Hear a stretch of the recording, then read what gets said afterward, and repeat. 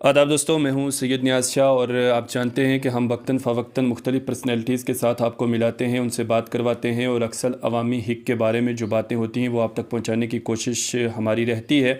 इसी सिलसिला में आज हमारे साथ एक पर्सनैलिटी हैं, ये है प्रभात शर्मा जी और ये सेक्रेटरी हैं retire Himachal Pradesh board of school education से। और इसके अलावा इनका एक शौक़ है कि ये मुख्तलिफ़ मकामात पर ट्रैवल करते हैं, घूमते हैं और आवाम से मिलते हैं, अवामी तासुरात जानते हैं, अवामी शिकायत सुनते हैं। ये एक बहुत बड़ा इनका एक पॉजिटिव पॉइंट है और साथ ही साथ उन मुश्किलात के अज़ाले के लिए भी ये काम करते हैं।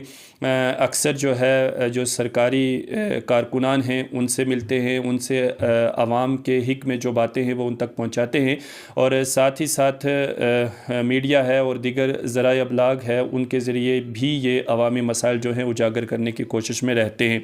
आज हम इनसे तफसीलन बातचीत करेंगे। तो प्रभात शर्मा जी, हमारे चैनल में आपका बहुत बहुत स्वागत है, इस्तकबाल है। धन्यवाद जी। सर, सबसे पहले तो मैं आपसे जानना चाहूँगा कि पुंछ आना आपका किस तरह से ये सिलसिला, मतलब कैसे हुआ कि आप पुंछ तक पहुँच गए? दूर दराज इलाका, सरहदी ये इलाका है, तो यहाँ पर आने का क्या कुछ सबब बना? जी, ऐसा था कि हम जश्न राजौरी के कार्यक्रम में आए थे। जो वहाँ के डिप्टी कमिश्नर हैं राजौरी के, वो हम मेरे परिचित हैं पुराने।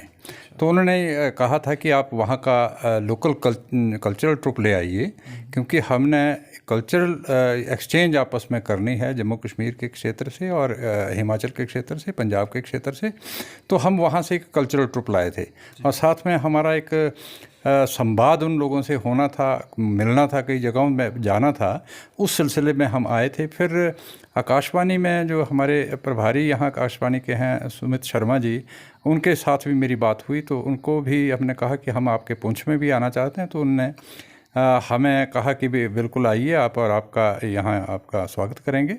तो उस सिलसिले में हम लोगों से भी मिलना चाह रहे थे कि लोगों से मिल के देखें और यहाँ के जो लोक संस्कृति है उसको जानें और उस लोक संस्कृति को और अपनी लोक संस्कृति को आपस में मिलाएं करें। जैसे बोली है हमारी, रहन सहन है, खान पीन है, खाना पीना है, और प्रशासन में क्या क्या काम हो रहे हैं, कैसे नहीं हो रहे हैं, क्या अड़चन आ रही है, उसके बारे में जानने की हमें इच्छा थी।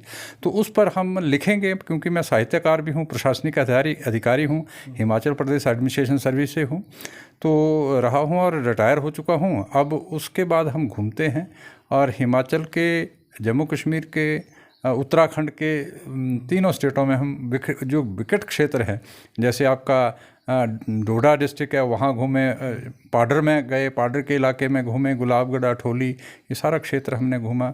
भद्रवाह क्षेत्र में हम गांव-गांव जाकर के गए, लोगों की मुश्किलातें सुनी और एडमिनिस्ट्रेशन के हवाले वो मुश्किलात उनकी की और कई लोगों की समस्याओं का हल भी हुआ। तो उसी सिलसिले में आज हम पुंछ में कल से आए हुए हैं और यहाँ कई लोगों से हम मिले हैं और कई जगहें जो हमारी प्राचीन धरोहर हैं यहाँ के लोगों की, उनसे भी हम रूबरू हुए हैं और उससे हमें कई कुछ सीखने को मिला है। हम कुछ सीख के जाएंगे और उसको अपने किताबों की, मैं लेखन काम के करता हूँ, मेरे साथी हैं दो, रमेश मस्ताना जी और डोगरा जी, वाई.के. डोगरा जी प्रोफेसर साहब हैं, ये भी लिखते हैं। हम तीनों मिल करके इस पर कुछ ना कुछ लिखेंगे और आवाम तक ये पहुँचाएंगे कि ये हमारा संदेश है और लोगों को जागरूक करेंगे कि भारत हमारा बहुत सी विविध संस्कृति का एक गुलदस्ता है। उस गुलदस्ते को हमने कैसे बना करके तरोताज़ा रखना है, ये संदेश हमारा उन लोगों से साथ रहता है। अच्छा सर, अब हिमाचल की अगर बात करें तो वो भी एक पहाड़ी इलाका है और यहाँ पर भी आप घूमे हैं कश्मीर के अंदर, पुंछ के अंदर, तो किस तरह का कल्चर डिफरेंट है यहाँ पर और लोगों का जो रहन सहन है वो हमें अगर आप थोड़ा दोनों का कम्बिनेशन थोड़ा हमारी आवाम को बताएंगे, कैसा अनुभव है आपका? बहुत एक जैसा है, कुछ ज़्यादा फ़र्क नहीं है, मामूली जैसा है। जैसे बोली है, हमारी बोली हिमाचली बोली है और यहाँ की पहाड़ी बोली है, एक ही जैसी है, कोई ज़्यादा फ़र्क नहीं है। थोड़ा बहुत फ़र्क है, क्योंकि मैं कई जगह हम लोगों ने लोगों से पहाड़ी बोली में अपनी बोली में बात की है, उन्होंने हमारी बात को समझा और उन्होंने जब बोली है तो हमने उनकी बात को समझा है। इसी तरीके से हम पीछे चले गए थे, उधर घूमे, कालाकोट क्षेत्र में गए, जहाँ खाने हैं इसकी कोयले की खाने हैं, वहाँ भी गए, वहाँ लोगों से मिले। उसके बाद आकर के हम 2-3 जगह और गए, तत्तापानी गए, वहाँ भी लोगों से मिले। तो लोगों से संवाद, क्योंकि डिप्टी कमिश्नर हमारे साथ थे, उनके पास पब्लिक मिलने के लिए आती थी और उनके पास कुछ अपनी अपनी फरियाद रखती थी, उसको हमने सुना। तो जैसे हमारे क्षेत्र में लोग फरियाद रखते हैं अपने अधिकारी के पास, वैसे ही यहाँ रख रहे थे। वही संवाद था, वही लोकल कल्चर था। तो अगर बात करें पहाड़ी कम्युनिटी की, तो वो भी यहाँ पर करनी मुझे लगता है बहुत ज़रूरी है। तो क्या समझते हैं आपके जो हमारी पहाड़ी कम्युनिटी है वो कितनी डेवलप्ड है यहाँ की बनिस्बत हिमाचल? काफ़ी डेवलप है, लेकिन कुछ एक संदेश जो भारत सरकार की तरफ से जो आ रहा है, स्वच्छता का आ रहा है, वो उसमें थोड़ा सा हमें ध्यान देना पड़ेगा। वो स्वच्छता के लिए थोड़ा जागरूक होना पड़ेगा। शिक्षा के क्षेत्र में मुझे लग रहा है कि यहाँ का क्षेत्र इतना विकसित नहीं हो पाया है। उस क्षेत्र में काम करना पड़ेगा, क्योंकि मैं शिक्षा के क्षेत्र में ज़्यादातर काम करता हूँ, क्योंकि मैं सिंगल लाइन एडमिनिस्ट्रेशन में रहा हूँ, एडमिनिस्ट्रेशन में। तो वहाँ 10 साल एजुकेशन डिपार्टमेंट मेरे पास रहा है। फिर 4 साल मैं बोर्ड ऑफ स्कूल एजुकेशन का सेक्रेटरी रहा हूँ हिमाचल प्रदेश में, तो वहाँ भी शिक्षा मेरे पास रही। तो हम शिक्षा में ज़्यादा काम करते हैं। तो इस टूर में तो हम स्कूलों पर नहीं जा पाए हैं। कल हमने 1-2 इंस्टीट्यूशन में जाना है, वहाँ राजौरी में, वहाँ हम बात करेंगे। तो जैसे हमारे कार्यक्रम चलते रहते हैं, अगले टूर में आकर के जब हम शिक्षा पर स्ट्रेस देंगे। इस बार तो हमने सिर्फ कल्चर की स्टडी की है, पहाड़ी बोली की स्टडी की है, और जो धरोहर हैं वही देखी हैं। इससे ज़्यादा हम नहीं देख पाए, स्कूलों पे नहीं जा पाए अभी।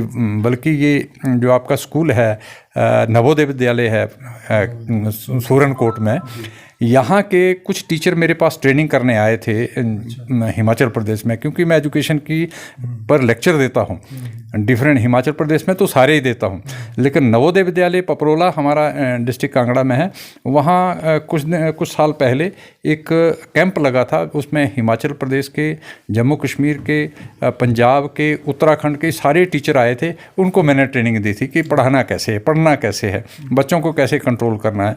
फिर राइट टू एजुकेशन एक्ट क्या है, फिर राइट टू इन्फॉर्मेशन एक्ट क्या है, उस पर भी मैं स्टेट रिसोर्स पर्सन हूँ, तो उस पर भी मैंने उनको पढ़ाया। तो एक बार मुझे उनका फ़ोन आ गया प्रिंसिपल का कि सर आप पुंछ आइए और हमारे टीचर्स को थोड़ा सा बताइए कि क्या करना है। तो मुझे उस वक्त थोड़ा डर लग रहा है। मेरे जहन में था कि पुंछ एक बड़ा बॉर्डर का क्षेत्र है, तो मैं डर रहा था। तो जब अमित जी धर्मशाला से इधर आ गए तो हमारा थोड़ा सा हौसला बढ़ गया, और इस बार हम आए तो मैं तो ऐसा लगा कि बहुत बिल्कुल अच्छा स्थान है, बड़ा सुरक्षित स्थान है, कोई ऐसी घबराने वाली बात नहीं है। तो अगले टूर में जब आएंगे तो हम सारा शिक्षा पर ही काम करेंगे। जैसे आपने यहाँ के लोगों की तारीफ़ की है, तो ये वाकई बहुत अच्छी हमारे लिए एक फ़ख्र की बात है।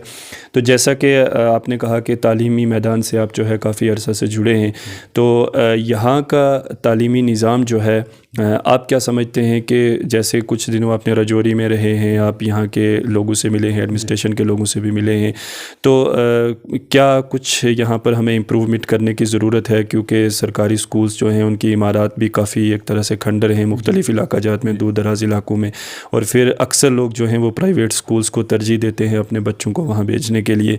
तो क्या लगता है आपको एज ए तज्ज़िया कार कि क्या कुछ इम्प्रूवमेंट की ज़रूरत है जम्मू कश्मीर में एजुकेशन सेक्टर को लेकर? ये जो हमारे अध्यापक लोग हैं, ये एक बार ट्रेनिंग करके पढ़ाना शुरू कर देते हैं, उसके बाद इनकी ट्रेनिंग नहीं होती।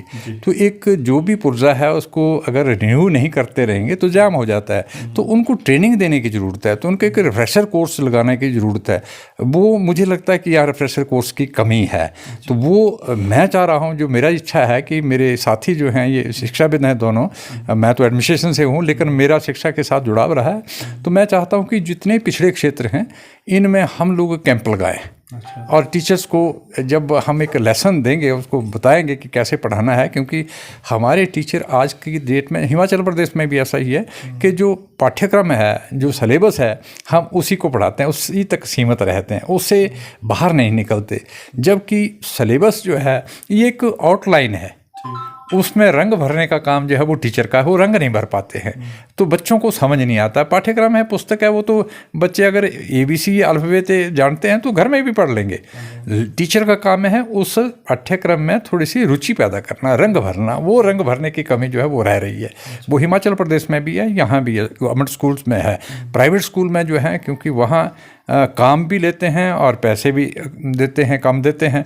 गवर्नमेंट स्कूल में पैसे मिल जाएंगे आपको, चाहे पढ़ाओ या ना पढ़ाओ, लेकिन उनको जब तक आप रिफ्रेश नहीं करेंगे टीचर्स को, तब तक वो नहीं कर पाएंगे कुछ। सर, बात निकल के आ रही है कि ट्रेनिंग की बहुत ज़्यादा ज़रूरत है। हर डिस्ट्रिक्ट में जो है गवर्नमेंट की तरफ से डाइट एक इंस्टीट्यूशन रखा गया है, तो क्या समझते हैं आप कि उसमें क्या कुछ ज़्यादा इम्प्रूवमेंट की ज़रूरत है, या उन लोगों को क्या करना चाहिए जो आप कमी महसूस कर रहे हैं, वो कैसे पूरी हो सकती है? उसमें ऐसा है ना, डाइट्स में जो तो JVT वगैरह ये लोग करते हैं, लेकिन वहाँ हमें वो शिक्षाविद ट्रेनिंग देने के लिए रिसोर्स पर्सन बुलाए जाने चाहिए, जो लोग काफ़ी अरसे से उस क्षेत्र में काम कर रहे हैं और उसमें काम करने का उसमें जज्बा है। तो वही आप बुलाने चाहिए। उनके रूटीन में जो उनके ही टीचर्स हैं वही पढ़ाते हैं, तो वो तो उसी तरीके के ट्रेनिंग देंगे। बाहर जो हम, जैसे हम लोग हैं, हम उत्तराखंड में उत्तरकाशी में जाकर के आए, वहाँ की एजुकेशन देखी हमने। जब ये हिमाचल का रिमोट एरिया जहाँ पैदल कई कई दिन चलना पड़ता है, वहाँ जाकर के 90 किलोमीटर के लिए जाने के लिए हमने बस ली और उसके 12 घंटे लगे उस 90 किलोमीटर का सफ़र करने के लिए। वैसी जगह हम पहुँचे तो वहाँ जा कर के देखा टीचर अब क्या पढ़ाएगा। टीचर्स का नवीनीकरण, उसको रिफ्रेशमेंट, जो उसकी ट्रेनिंग का पार्ट है, वो होना ज़रूरी है, क्योंकि जब तक उसको ट्रेनिंग नहीं होगी तब तक वो नया कुछ नहीं बच्चे को दे पाएगा। जब बच्चे को दे नहीं पाएगा तो पुराना तो उसको मिल ही रहा है। वो जब उसने पढ़ाना ही, वो अल्फ़ाबेट दे रहा है, उतना ही पढ़ाना है, और काखा का पढ़ाना, ABC पढ़ानी है, तो कोई मतलब नहीं है। वो तो घर में बैठ कर के ही पढ़ लेगा, क्योंकि बच्चे को एनवायरनमेंट मिलना चाहिए। वो एनवायरनमेंट कौन देगा? टीचर देगा। जब वो उसमें तरोताज़गी होगी, तो अगर वो वही पढ़ा रहा है, सेम चीज़ पढ़ा रहा है, नई कुछ नहीं कर रहा है, तो ये मुश्किल है थोड़ा सा बच्चों के लिए, दुर्भाग्य है। क्योंकि गवर्नमेंट स्कूल में ऐसा है, प्राइवेट स्कूल में देखो कोर्सेज होते रहते हैं, उनको रिफ्रेश करता रहे, उसका मैनेजर जो है उसको डांटता रहता है। यहाँ कोई ऐसा नहीं है, सब नौकरी कर रहे हैं अपनी अपनी, गवर्नमेंट सर्वेंट है, IPSC की सेक्शन 21 का फार्मूला अडॉप्ट कर रहे हैं, बाकी कुछ नहीं। सरकारी जो मशीनरी है, आपका कहना है कि उसे ज़्यादा एक्टिव करने की ज़रूरत है और उसका जंग हटाने की ज़रूरत है, जिसके लिए ट्रेनिंग्स को ज़्यादा फ़ाल बनाना होगा। तो सर, आप पुंछ में आए हैं, तो यहाँ का एक केंद्र है, बहुत बड़ा इन्फॉर्मेशन का एक माध्यम है, all India radio Akashvani Poonch. तो यहाँ पर जो हमारे हेड हैं सुमित जी हैं, उनसे आप मिले हैं, बात की है। तो जो ये स्टेशन है, इसके हवाले से सर आप क्या कहेंगे कि कितना पब्लिक के लिए ये काम कर रहा है? पब्लिक को बहुत फ़ायदा है, क्योंकि ये लैंग्वेज, कल्चर पर बात कर रहे हैं, लैंग्वेज पर बात कर रहे हैं, एक दूसरे को बुला रहे हैं, समझा रहे हैं, और अच्छे अच्छे लोग इनके पास आ रहे हैं। हम लोगों को भी इन्होंने बुलाया, हमने भी इनको कई सुझाव दिए हैं, और इससे पब्लिक को सुनेगी, उसको तो फ़ायदा होगा।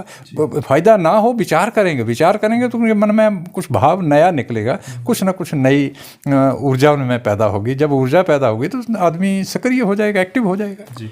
अच्छा सर, कुछ जो है, जो ऑफ द कैमरा हमने बात की थी, तो उसमें आपने स्कूल के कुछ जो साइन बोर्ड्स हैं उनके हवाले से बात की थी। जैसे मुख्तलिफ स्कूल्स के हायर सेकेंडरी स्कूल है, उसमें लिखा भी जाता है। तो क्या ये सिर्फ जम्मू कश्मीर में ही है या बाहर भी हायर सेकेंडरी ही लिखा जाता है? नहीं, हिमाचल में तो हमारे सब जगह जो गवर्नमेंट सीनियर सेकेंडरी स्कूल अंग्रेजी में लिखा जाता है, या राजकीय वरिष्ठ माध्यमिक पाठशाला लिखा जाता है। यहाँ हम थोड़ा सा शंका में पड़ गए, हायर सेकेंडरी सिस्टम लिखा है, तो हायर सेकेंडरी जो है वो तो कुछ और सिस्टम था। वो 1986 में जो नेशनल एजुकेशन पॉलिसी 1986 में बनी थी, उसमें अबालिश हो चुका है। तो इसमें तो सीनियर सेकेंडरी स्कूल ही लिखना चाहिए। पहले ये स्टेट थी, इसका अपना एक आइन था, अपना झंडा था, सब सिस्टम था, तो अब ये यूटी बन चुका है। तो क्या समझते हैं आप कि अब ये जो सीनियर सेकेंडरी वाला सिलसिला है, क्या इसे भी तब्दील करके स्कूलों के नामों पर जो है सीनियर सेकेंडरी लिखा जाना चाहिए, ये बेहतर रहेगा? बिल्कुल बिल्कुल, क्योंकि अब एजुकेशन पॉलिसी 2020 आ गई है, उसमें भी क्योंकि 1986 के बाद ये नई पॉलिसी आ गई, तो अब क्योंकि पहले तो जो हमारे रूल्स थे वो यहाँ फॉलो नहीं होते थे, क्योंकि यहाँ की विधानसभा अलग थी, वो अपने तरीके से पास करते थे। क्योंकि आपको राइट टू एजुकेशन एक्ट से ही मैं बता देता हूँ कि बाकी इंडिया में 2005 में एक्ट लागू हो गया, जम्मू कश्मीर में 2009 में लागू हुआ, क्योंकि उन्होंने बाद में किया।